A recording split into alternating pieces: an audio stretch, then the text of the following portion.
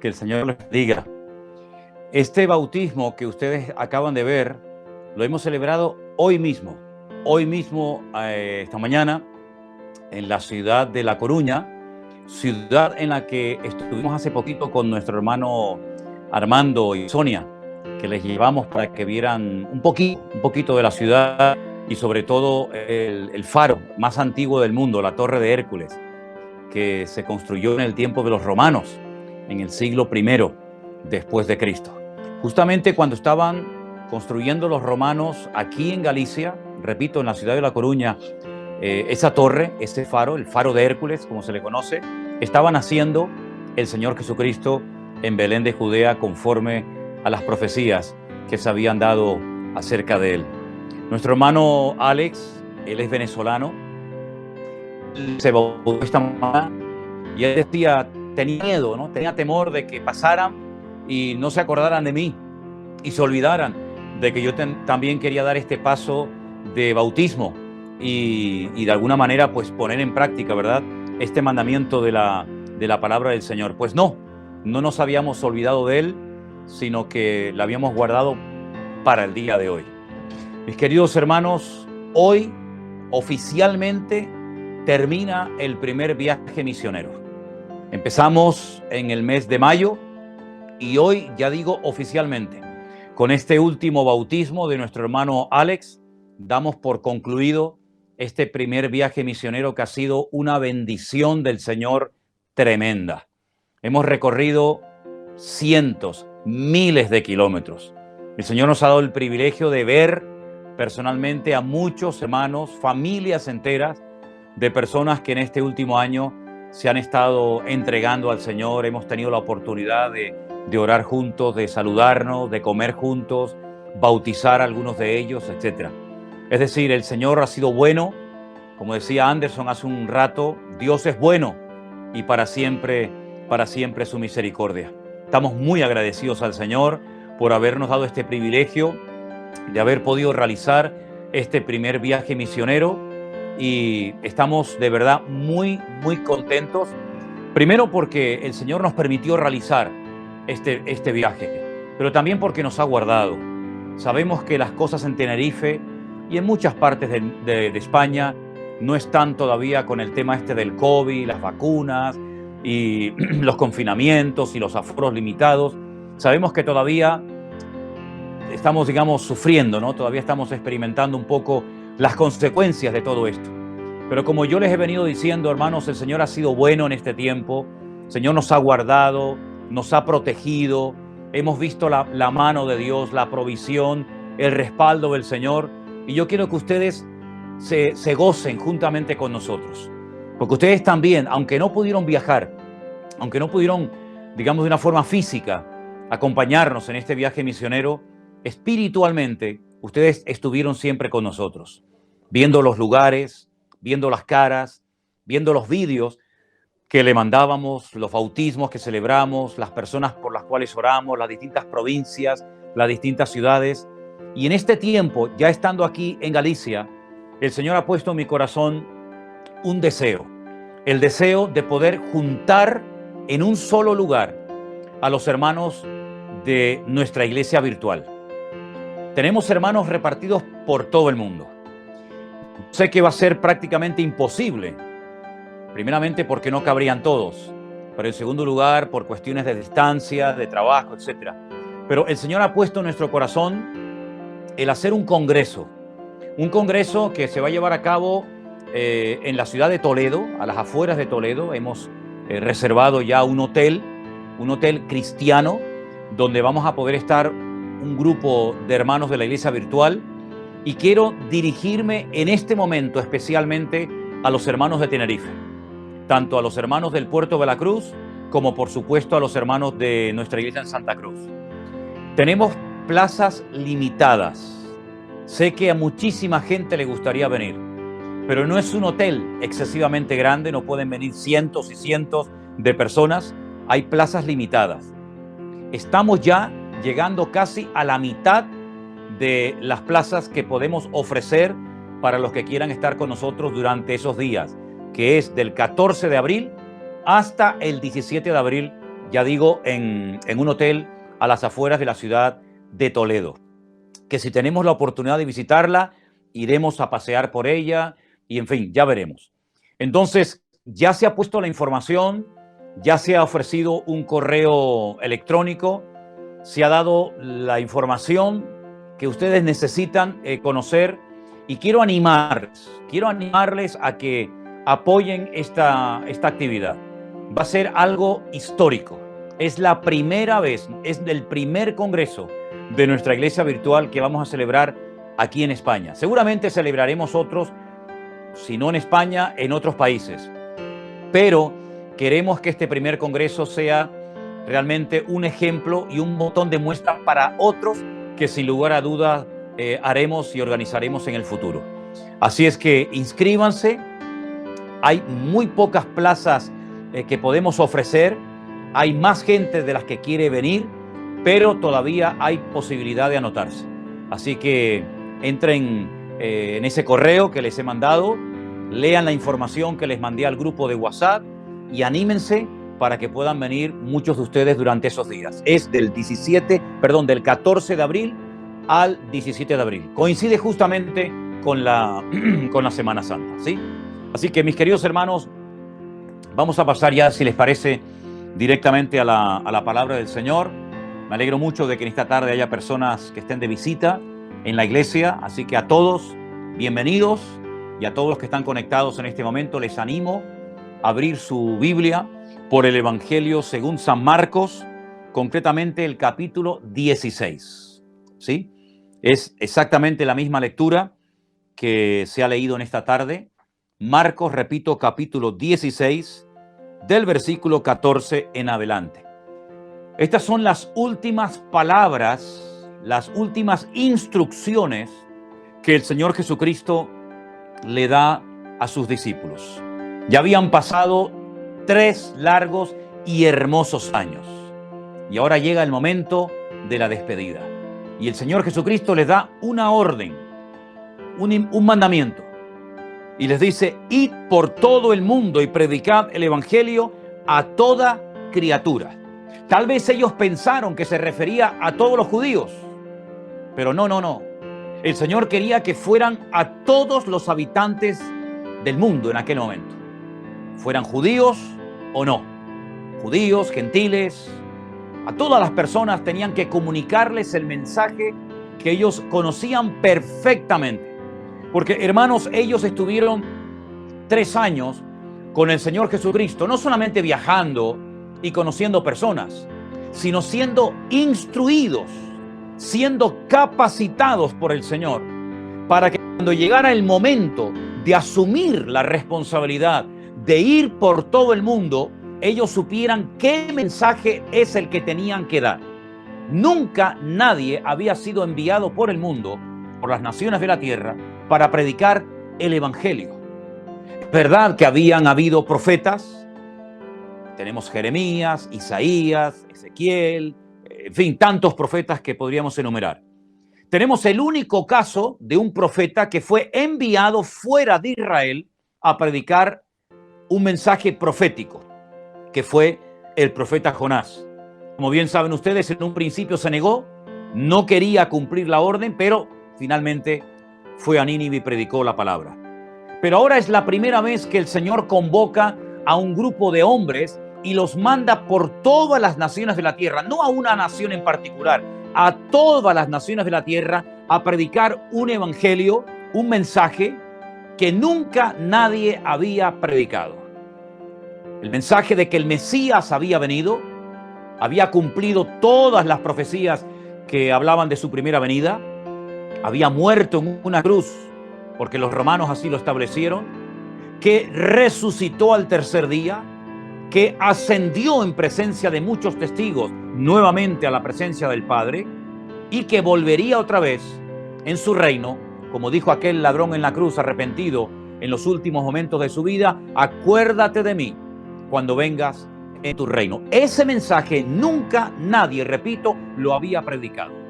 Ningún profeta del Antiguo Testamento tuvo el privilegio de decir: os vengo a anunciar, os vengo a dar la buena nueva de que el Mesías ha nacido en Belén de Judea, como dijo el profeta Miqueas, murió en la cruz, como dijo, por ejemplo, el profeta Isaías, y cumplió todo lo relacionado con su primera venida. Ningún profeta lo pudo hacer. Estos iban a ser los primeros que iban a tener esa responsabilidad y ese privilegio.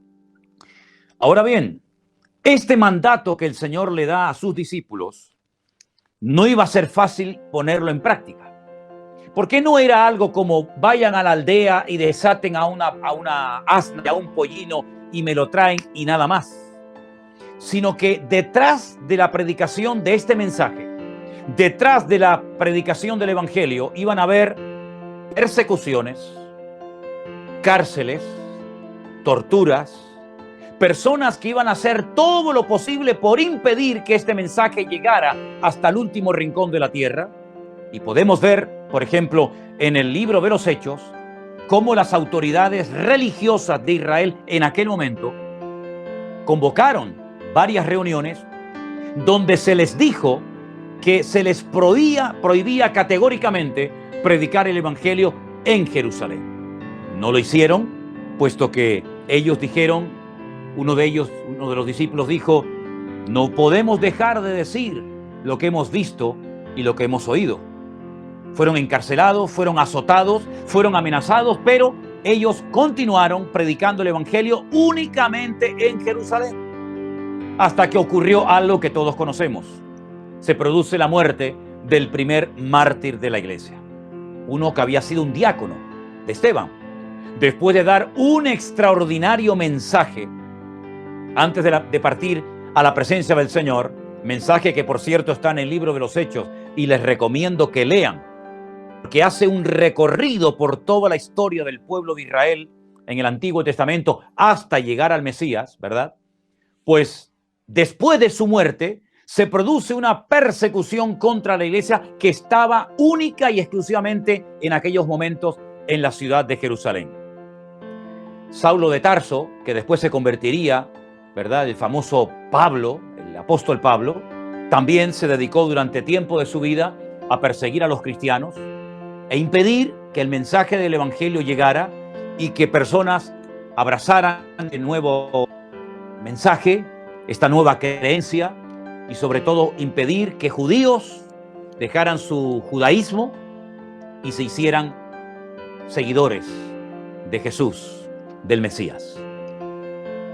2000 años han pasado desde el tiempo de aquellos hombres que, repito, fueron los primeros en predicar el Evangelio.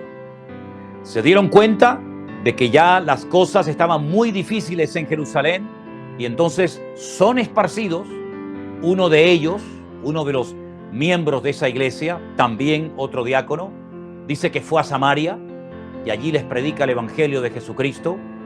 Miles de samaritanos se convierten y estando en aquel mover tremendo del Señor, en otra región, en otra provincia apartada de Jerusalén, el Señor lo llama, el Señor le habla claramente, así como por ejemplo le habló a Pablo y a Pedro y le habló a Jonás, etc. Le dice que deje Samaria y que se vaya en rumbo al desierto. En obediencia a una orden extraña, Felipe lo deja todo y se va al desierto. No se encontró una multitud, no se encontró una ciudad esperándolo con los brazos abiertos, sino se encuentra a un extranjero, a un etíope, un hombre de color, que volvía sentado en su carro de Jerusalén, intentando entender lo que decía el profeta Isaías acerca de la persona del Mesías. Dice que no entendía absolutamente nada. Felipe se monta con él en el carro. Durante varios días seguramente viajaron juntos hasta que llega el momento de detener el carro porque el etíope, que era un funcionario muy importante de una reina de aquellos tiempos llamada Candace en Etiopía, quiere bautizarse. Felipe lo bautiza y vemos cómo un extranjero, en este caso un africano, se convierte al Evangelio y hasta el día de hoy hay miles de etíopes convertidos a Cristo, seguidores de Cristo, y algunos piensan que fue por la labor tremenda de aquel hombre convertido en el desierto que lleva el Evangelio hasta la misma reina Candace.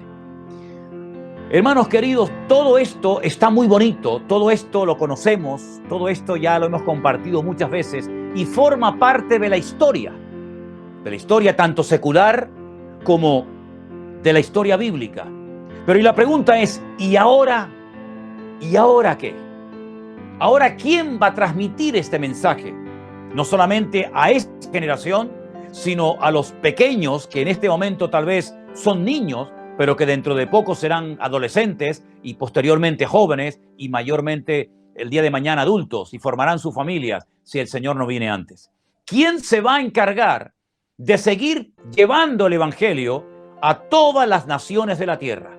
Ya no tenemos entre nosotros ni a Pablo, ni a Pedro, ni a Felipe, ni a aquellos grandes varones de Dios que la inmensa mayoría de ellos fueron muertos como mártires, entregando sus vidas hasta la muerte por la causa de Cristo y por la predicación del evangelio. ¿Quién va a terminar lo que ellos comenzaron? Ellos fueron capacitados, ellos fueron entrenados por el maestro y ellos sabían perfectamente lo que tenían que decir, lo que tenían que enseñar, ir por todo el mundo y predicar el evangelio. Antes de avanzar en este tema, quiero llevarlos a los últimos versículos del Evangelio de Lucas para que tomemos nota de lo que ahí nos dice Lucas en cuanto a lo que hicieron los discípulos después de oír eso de ir por todo el mundo y predicar el Evangelio. En Lucas, el capítulo 24, nos dice a partir del verso 49 algo que Marcos no nos dice. Por eso muchas veces cuando hay pasajes en otros evangelios o en otros libros de la Biblia es muy importante y necesario leerlos para tener toda la información acerca de un acontecimiento. En este caso Lucas en su evangelio, repito, en el capítulo 24, verso 49 nos dice que Jesús les dijo: he aquí yo enviaré la promesa de mi Padre sobre vosotros, pero quedaos vosotros en la ciudad de Jerusalén hasta que seáis investidos de poder desde lo alto. Eso no lo dice Marcos, pero ahí lo tenemos registrado en el Evangelio de Lucas. Y dice algo más: los sacó fuera hasta Betania y alzando sus ojos los bendijo. Y aconteció que bendiciéndolos se separó de ellos y fue llevado arriba al cielo. Verso 52. Ellos, después de haberle adorado, volvieron a Jerusalén con gran gozo y estaban siempre en el templo alabando y bendiciendo a Dios, y termina diciendo amén. En otras palabras, ellos se vuelven a Jerusalén después de haber estado 40 días con el Señor Jesucristo, después de haber vencido la muerte, después de resucitado, y se van a Jerusalén. Y allí en Jerusalén dice que en una casa, la conocemos como el famoso aposento alto, son investidos, ellos reciben aquella promesa del Padre de la cual hizo referencia el Señor Jesucristo. Dice que todos fueron llenos del Espíritu Santo. Algo pasó allí y es evidente que los impulsó para que salieran con poder, para que salieran con fuego y predicaran el Evangelio de una forma que nunca, jamás lo habían hecho. El Pedro que entró es un Pedro muy diferente al que se levanta en el mismo día de Pentecostés y da un testimonio público de lo que está sucediendo en aquella sala, en aquella habitación, en aquella casa. Bueno, la cuestión está que en Jerusalén se produce una explosión del poder de Dios sin precedentes en la historia. Miles de personas comienzan a convertirse, gente enferma, gente sanada, milagros, prodigios, señales, maravillas extraordinarias, y la iglesia empieza a crecer y a crecer y a crecer hasta que sucede la muerte de Esteban. Y a raíz de su muerte se produce una tremenda persecución, y es lo que el Señor utiliza para sacudir a la iglesia de Jerusalén, la iglesia primitiva como la conocemos, y comienzan a ir por todas partes anunciando el evangelio del Señor Jesucristo. Ya no solamente predicaban los apóstoles la palabra en Jerusalén, ahora también Felipe, que era un diácono, que después más adelante lo conoceremos como Felipe el evangelista. Y comenzamos a ver a personas que van por todas partes sembrando la semilla del evangelio. Por lo tanto, vemos que hay un cambio.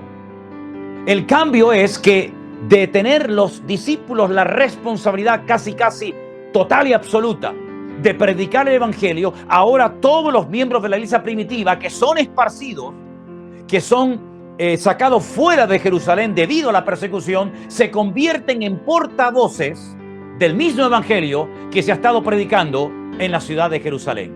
Ese cambio hizo que el evangelio no solamente se quedara concentrado y se predicara única y exclusivamente en la ciudad de Jerusalén, sino que ahora en todas las provincias, en todas las aldeas, en todos los lugares donde los miembros de la iglesia primitiva que están huyendo de la persecución llegan, predican el evangelio y se producen cambios y maravillas y señales y prodigios y cosas tremendas. Porque el evangelio es poder de Dios. Por eso Pablo, cuando escribe una carta a los hermanos en Roma, él les dice: yo no me avergüenzo. No me avergüenzo del evangelio, porque yo sé lo que es el evangelio. El evangelio no es otra cosa más que poder de Dios para salvación, poder de Dios para ablandar corazones, poder de Dios para romper cadenas y ataduras espirituales, poder de Dios para hacer señales, milagros y prodigios, poder de Dios que cambia familias y países enteros, poder de Dios que nos ha sido delegado a nosotros para que vayamos con el poder del Espíritu Santo predicando esta palabra y viendo resultados en el nombre del Señor Jesucristo. Retomando lo que decía al principio, entonces ahora ¿a quién ha delegado, a quién ha asignado el Señor en estos tiempos finales en los que estamos viviendo la responsabilidad de transmitir, de anunciar, de proclamar este mensaje? Si ya no tenemos ni a Pedro, ni a Pablo, ni a Santiago, ni a Felipe, ni a Tomás, si estas personas ya están en la presencia del Señor, ¿quiere decir de que ya no se tiene que predicar el evangelio? ¿Quiere decir de que ya está todo el mundo evangelizado? ¿Quiere decir de que ya está todo hecho? Nada más lejos de la realidad. Nos gozamos por los centenares y miles de personas que en este último año, pues de alguna manera han tenido algún contacto con el evangelio, y muchos han nacido de nuevo y ha nacido lo que llamamos la iglesia virtual, y vamos a poder celebrar ahora un congreso, y la próxima semana antes del culto, si Dios lo permite, les pondremos unas fotografías de un local que se acaba de adquirir aquí en la península, concretamente en la ciudad de Cuenca, para poder retransmitir en directo los cultos. Y vemos que se está extendiendo la palabra, y vemos que hay lugares donde antes no había ni un creyente, que ahora hay creyentes, y vemos cómo hay hermanos que se unen en casas para ver juntos los cultos. Gloria a Dios por todo lo que hemos visto hasta el día de hoy. Y me gustaría que ahí, los que están en su casa y los que están en este momento escuchándome en la iglesia, dijeran un fuerte amén. Porque la obra es genuina y el Señor no para de sorprendernos, créame hermano, cada día. Pero seamos realistas. Seamos realistas. No nos engañemos. No nos olvidemos de que el mundo tiene millones y millones de seres humanos que no son convertidos. Millones y millones de familias que no conocen la libertad de Cristo Jesús, nuestro Señor. Millones de personas que están siendo atormentados por el enemigo. Personas que seguramente antes de que finalice el verano o este año perderán su vida y pasarán a la eternidad sin haber oído el mensaje del evangelio, como muchos de ustedes ya llevan años y años escuchándolo. Todavía queda mucho camino por recorrer, muchos millones y millones de almas por alcanzar, provincias, ciudades, países enteros donde hay que ir todavía con el mensaje del evangelio. ¿Y quiénes van a ir? Pues ¿saben quiénes, hermanos? Tú y yo. Cada uno de nosotros. Cada día, en tu oficina, en tu cafetería, en tu universidad, en tu puesto de trabajo, somos los responsables de predicar el evangelio. Y como le dijo Pablo a Timoteo, a tiempo y fuera de tiempo, porque vendrán momentos, y ya han venido, en los que la gente buscarán, tendrán comezón de oír, dice la palabra, y se amontonarán maestros conforme a sus propias concupiscencias, que apartarán el oído y de la verdad a muchos que tenían en principio intención de cambiar y de conocer el evangelio. Por eso hay un mensaje urgente que decirle al mundo. Y es el mensaje de nuestro Señor Jesucristo, que murió, que resucitó, que ascendió y está sentado a la diestra de Dios Padre, que a través de Él podemos tener todo el perdón de nuestros pecados, podemos obtener la vida eterna, podemos hacer que nuestros nombres sean inscritos en el libro de la vida, para que cuando partamos de este mundo, que lo haremos tarde o temprano todos, podamos ir directamente por la eternidad a la presencia del Señor y no estemos eternamente separados, condenados en el infierno, sino que podamos salvar nuestras almas de la condenación eterna. Ese es el mensaje que tenemos que transmitir. ¿Cómo? Bueno, ya cada uno tendrá que orar. El otro día nos enterábamos de que nuestra hermana, no recuerdo ahora mismo su nombre, nuestra hermana de Inglaterra, que pertenece a nuestra iglesia virtual, pues pone en unos papelitos versículos de la Biblia y se va por los bosques, por los árboles cerca de su hogar, poniendo textos bíblicos, ¿verdad? Poniendo versículos en los árboles para que la gente cuando salga a pasear pues pueda leer la palabra de Dios. ¡Gloria a Dios! ¡Gloria a Dios! Es una forma. Tal vez otros podrán hacer esta semana algo como poner folletos, poner tratados en los parabrisas de los vehículos, como a veces hacen santeros y brujos y gente repartiendo propaganda. Pues dedíquense ustedes a repartir folletos, ¿verdad? En su barrio, en los buzones, en los vehículos para predicar el evangelio. Tal vez otros han sentido en su corazón comprar esta semana una buena cantidad de Nuevos Testamentos o de Biblias y repartírselas a sus compañeros de trabajo, en tu clase, en tu instituto, en el sitio donde trabajas. Tal vez otros han decidido pararse en la esquina de una calle y hablarle a la gente del Señor. Es decir, hay miles de formas de predicar el evangelio, pero la cuestión está en que no dejemos de hacerlo. Porque no sé si se han dado cuenta, me imagino que sí. Estamos viviendo tiempos muy especiales, tiempos en los que la maldad se ha multiplicado de una forma extraordinaria. Miren, por ejemplo, la presión terrible que están tratando de ejercer sobre los niños en las escuelas, enseñándoles cosas antibíblicas, cosas totalmente en contra de la palabra de Dios. Y para colmo, miles de esos niños no tienen en su casa a unos padres que conocen de Dios y conocen de la palabra y de los principios de las Sagradas Escrituras para decirles: no, hijos, eso no es del Señor, eso no es de Dios, eso no está bien. No tienen ese privilegio. Y entonces, ¿qué están haciendo? Tratando de descristianizar a nuestra sociedad, quitar a Dios de todas partes, inculcarles enseñanzas totalmente antibíblicas, anticristianas.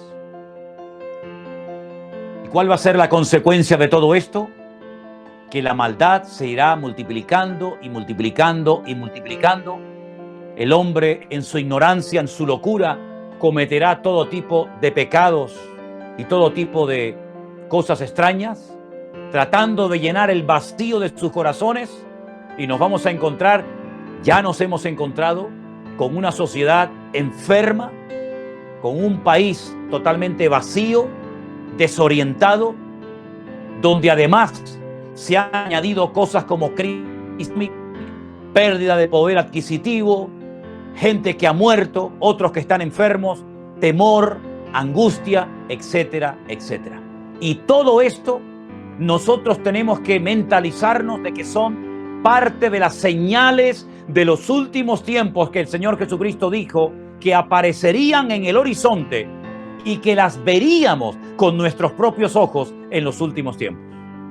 Así que, mis queridos hermanos, no estamos en este mundo única y exclusivamente los pastores, los predicadores para predicar el evangelio, y los demás pues no cumplen con su función, con su responsabilidad. No, es que es imposible que un solo hombre pueda alcanzar al mundo.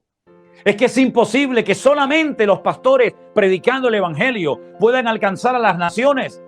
Es un trabajo en equipo, donde cada uno en su área de influencia, con sus familiares, sus vecinos, sus compañeros de trabajo y sus amigos, pueda también en su sector predicar la palabra de Dios, para que de esa manera lo que recibimos en un culto de domingo, pueda ser esparcida la palabra de Dios, la bendición de Dios por toda una ciudad, por todo un barrio, y de esa manera que el evangelio llegue hasta el último rincón de la tierra, para que sean santos y para que tengan el gozo de la salvación que tú tienes en esta tarde en tu corazón, y para que puedan cantar estas hermosas alabanzas sabiéndole a quién le están cantando, como nosotros lo hemos hecho en el día de hoy. Hay mucha gente perdida, mucha gente confundida, mucha gente desorientada, mucha gente que son presas, son esclavos de Satanás, del diablo.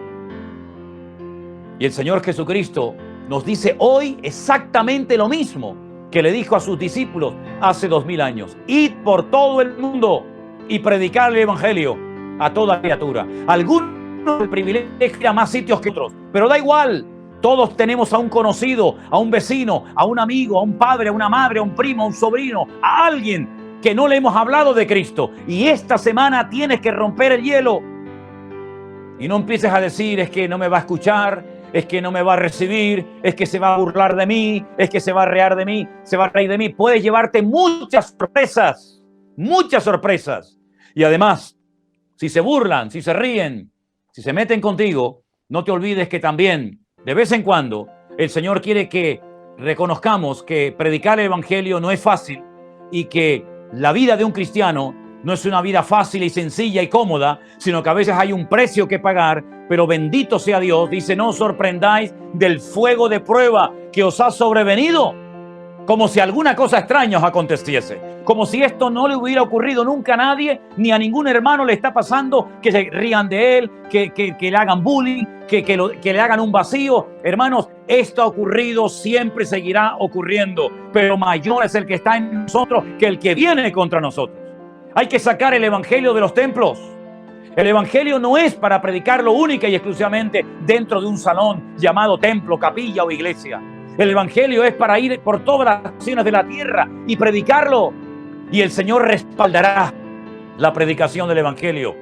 En algunos casos, con milagros, sí, con milagros, porque todavía el Señor sigue haciendo milagros, aunque hay increíble decir, hay creyentes que piensan que ya los milagros no existen. Y hay creyentes que incluso hasta se oponen, ¿verdad?, que ocurran milagros. Pero el Señor Jesucristo dice, id por todo el mundo y predicar el evangelio a toda criatura. Y decimos amén. Y a continuación lo que dice, también hay que decir amén. Y estas señales seguirán a los que creen en mi nombre. Y ahí tienen ustedes señales que acompañarán a los hombres y a las mujeres valientes, atrevidos y osados, que sin importarle la edad que tienen, sin importarle sus limitaciones, se atreven a hablar, a abrir la boca y a decirle, Cristo te ama, Él murió por ti en la cruz, y siembran la semilla y plantan la semilla en ese corazón y que germine cuando el Señor lo crea oportuno. Mis queridos hermanos, ustedes dirán, pero los discípulos fueron entrenados, fueron capacitados por el Señor, y yo pregunto, ¿y nosotros? ¿No hemos sido entrenados? ¿No estamos capacitados hoy en día los cristianos del siglo XXI para predicar el evangelio? ¿No hemos tenido suficiente escuela durante este último año, desde aquel famoso 15 de marzo del año pasado hasta hoy? ¿No nos ha enseñado el Señor nada? ¿No nos ha cuidado, no nos ha bendecido, no nos ha ayudado? ¿No nos ha demostrado que Él no nos ha abandonado? ¿No nos ha demostrado el Señor que el Señor está con nosotros como poderoso gigante, dice la Escritura, y que Él nos ha guardado de la angustia, del desánimo, de la depresión y de la muerte? ¿Por qué? Porque hay un propósito de Dios con tu vida. Y vuelvo otra vez, y algunos me dirán, otra vez nos vuelve a decir lo mismo. Pues sí, voy a ser como esa especie de gotera continua hasta que la palabra sacuda tu alma y tu conciencia y abras los ojos ante lo que te voy a volver a repetir por enésima vez. ¿Qué estás haciendo con tu vida? Los planes que tienes, los proyectos que tienes, esa agenda que tienes, que quieres ir viendo el cumplimiento de cada uno de tus sueños, de tus objetivos, de tus planes, ¿han sido aprobados por Dios? ¿Quién ha rellenado esa agenda? ¿De dónde nacen esos sueños, esos anhelos, esos deseos del corazón de Dios o del tuyo propio? ¿Te has planteado si lo que estás haciendo, a lo que te estás dedicando, lo que estás estudiando o a punto de estudiar, nació del corazón de Dios o tal vez del tuyo propio o el de tus padres o el de sabe Dios quién? Es decir, si somos cristianos, digo yo, vivamos como cristianos, pero no solamente cuando vamos al culto, porque es lamentable ver que la vida cristiana, para muchos cristianos, lamentablemente, repito, solamente ir al culto, solamente ir a la iglesia y ya está. ¿Y el lunes? ¿Y el martes? ¿Y entre semana? ¿Y los fines de semana qué haces?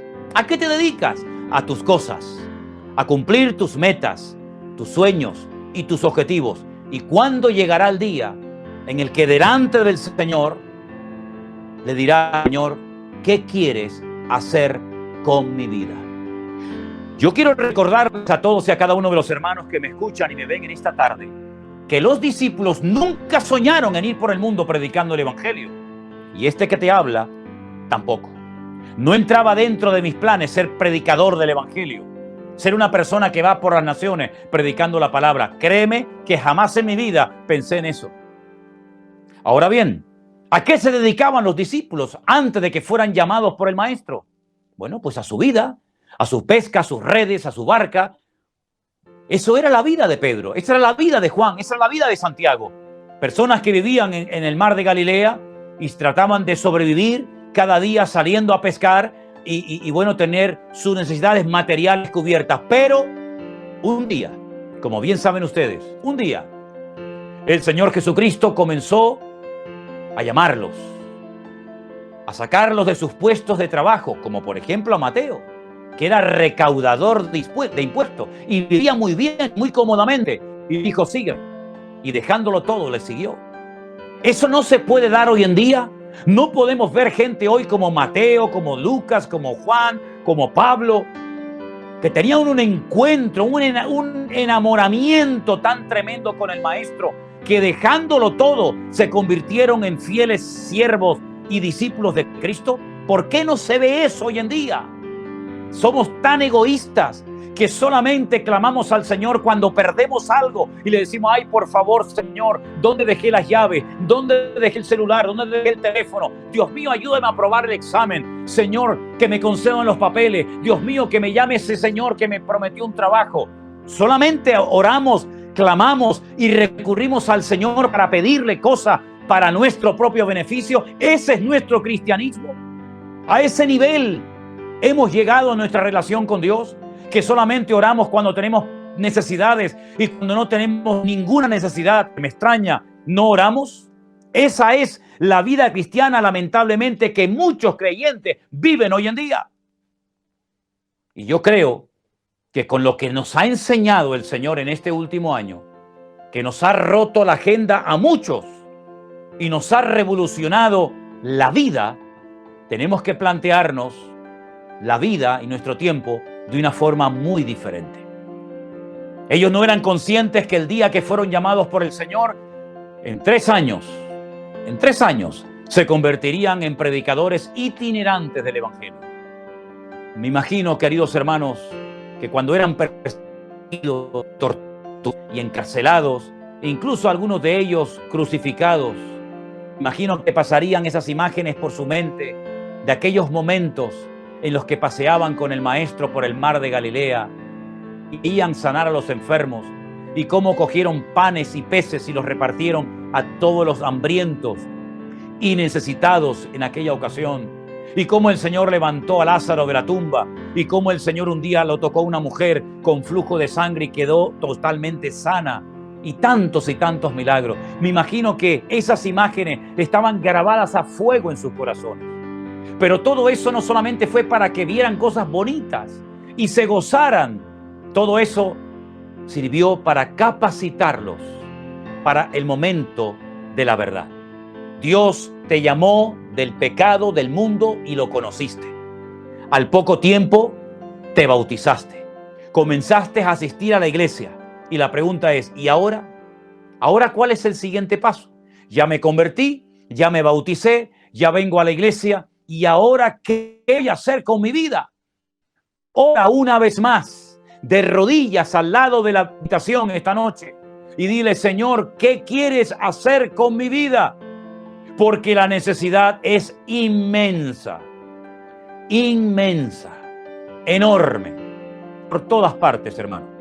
Por todas partes donde vamos, vemos gente necesitada, ovejas descarriadas, gente vacía, confundida, que necesitan que alguien vaya con el bálsamo del Evangelio para que puedan pasar de muerte a vida, como tú y yo hemos pasado, gracias al Señor, hace mucho tiempo. Vamos a orar en esta tarde a nuestro Dios y vamos a pedirle al Señor que en esta semana prediquemos el Evangelio. Mira, con folletos, con canciones, con Biblias, con Nuevo Testamento, saliendo a la calle a predicar, con una guitarra, me da exactamente igual. Pero habla y no calles. Aprovecha las oportunidades que se presenten. No seas una oveja muda, no seas una oveja estéril, siempre oyendo y oyendo y oyendo y engordando, pero nunca dando todo lo que Dios te ha dado en estos últimos años. Cierra tus ojos ahí donde estás, mi querido hermano y hermana, y vamos juntos a orar a nuestro Dios y pedir que esta semana cambiemos nuestra forma de pensar, nuestra forma de actuar, y que la prioridad sea decir: Señor, ¿a quién le hablo mañana? ¿A quién puedo regalar esta Biblia? ¿A quién le puedo regalar este Nuevo Testamento? ¿A quién puedo invitar para el culto del domingo para traerlo para que escuche tu palabra? Vamos a orar en esta tarde y pídanle, queridos hermanos, al Señor con todo su alma y con todo su corazón: Señor, en esta semana quiero hablar de ti a la gente. ¿Me escuchen o no? Pero yo voy a sembrar tu palabra, porque la palabra de Dios dice que su palabra nunca volverá a él vacía. Oramos, mis queridos hermanos.